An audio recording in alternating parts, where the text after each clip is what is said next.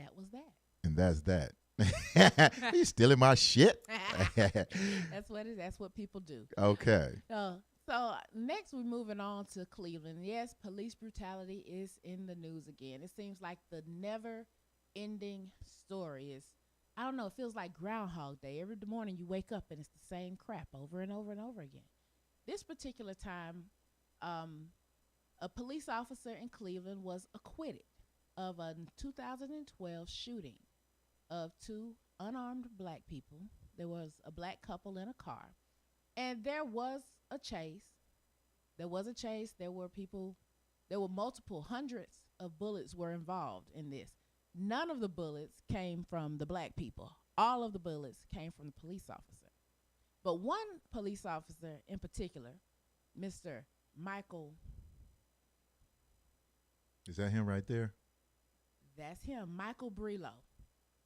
In the middle of a firefight, jumped onto the hood of the car, aimed his gun through the windshield, and shot more than 15 rounds at close range into this couple.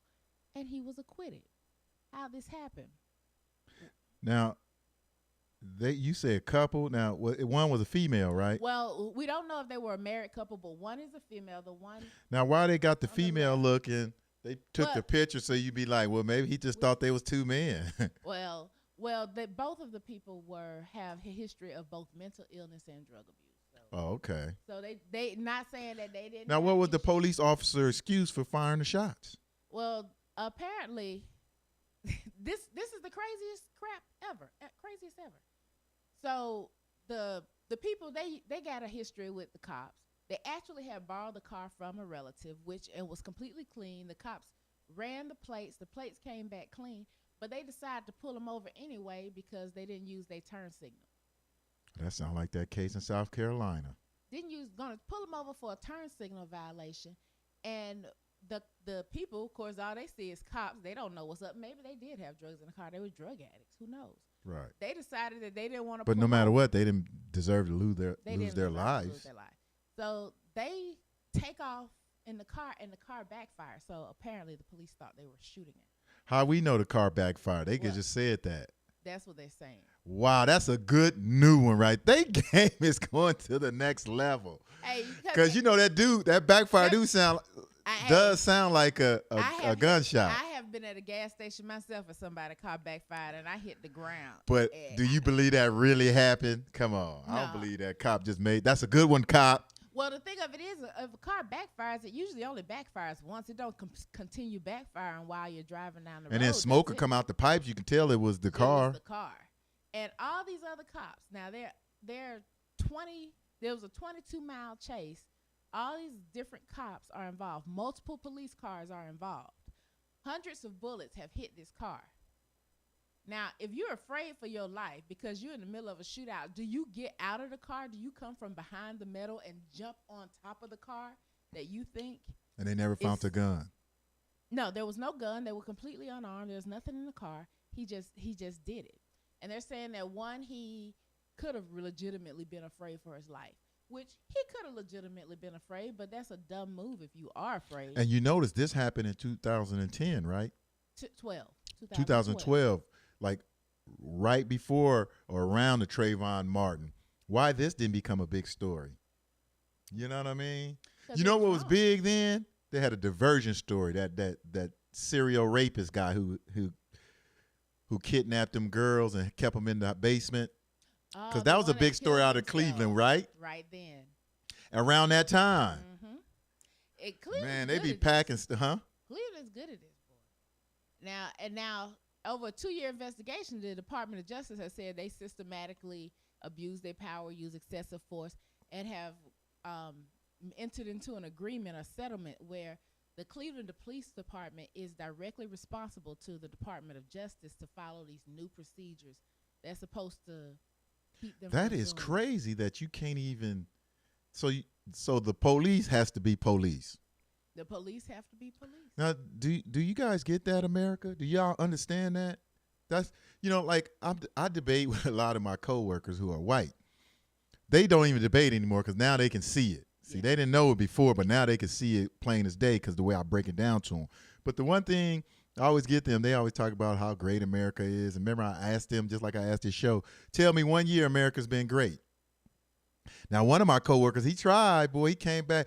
Well, in the 1800s, France had invaded Mexico, and they needed to do this, and America helped out. And I said, well, what does that have to do with America? I said, in America, not here. He had nothing to say. He said, you know what?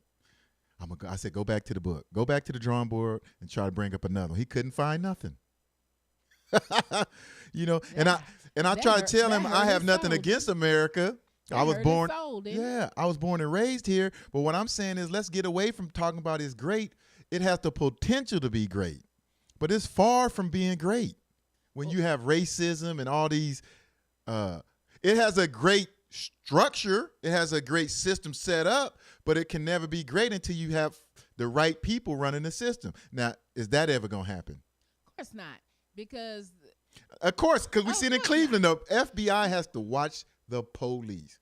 We had to make laws in this country. Listen to me, Essence.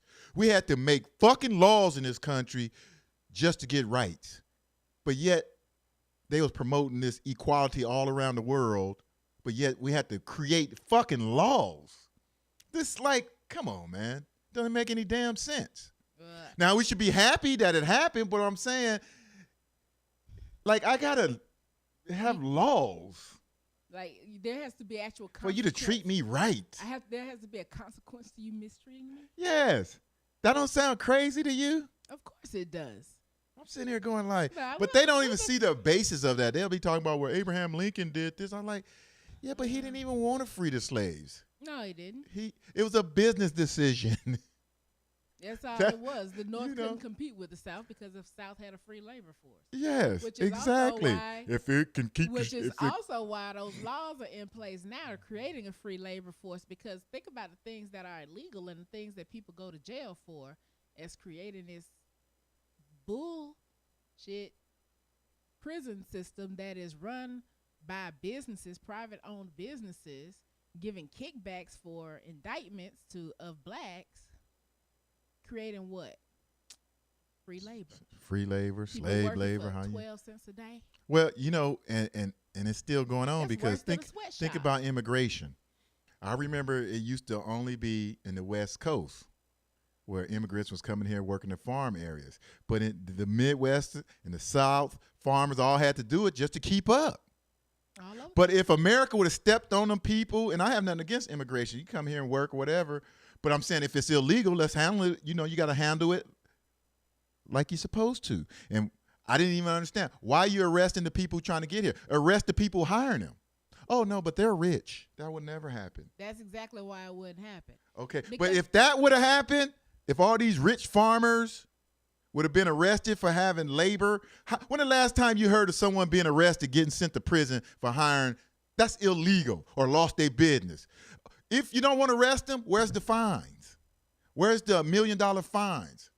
Where's the? It shouldn't be It shouldn't be something easy to do. It shouldn't be something. I tell you, rich people control all this shit. You benefit from this illegal activity, but the people who don't benefit are the people who get punished for it. That's like when drug addicts go into jail, but drug dealers are steadily flying their stuff. I used to always say when they would say, just say no to drugs. I used to say, where's the campaign to just say no to selling drugs? Where's that campaign? You know, but this is America. That's all it is. And you mentioned something before about if the right people are running it, it doesn't matter. The system is so messed up.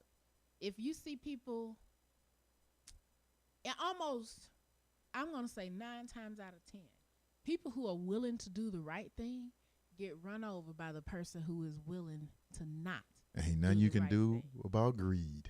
It's not. It's like you. And see what I'm saying? Hey, you know what I'm saying is, it's a good system, but there's one thing you can't account for in this whole system: greed. Greed. That's just what it is. You cannot account for greed. If you create a capitalist system, you cannot account for greed. That's what capitalism is. It's run on greed. If people are greedy, capitalism doesn't work because you don't want to work to get more for yourself. And if you try to change it, then you're a socialist. You can. If you try to limit what someone can earn, you're a socialist. No, it's just maybe we might stomp out some of this greed. Just right and wrong. Okay, and I don't have anything against. I'm not a Marxist. I don't have anything against rich people. I just have something against greedy rich people who are doing destructive stuff. Period. Okay. I don't have a thing against rich people. I have a thing against being poor people. Hello. I just don't want to be one. That's all. Well, you're close to it, but I mean, hey, long as I can float. Well, as your man Jay-Z was said, I don't want to be. Why would I want to be poor? I can't be poor. I can't help them if I'm one of them. Something like that, huh? I forget this. The preacher said that too. The best thing you do for poor people is not be one of them. Oh, see, there it is. Okay.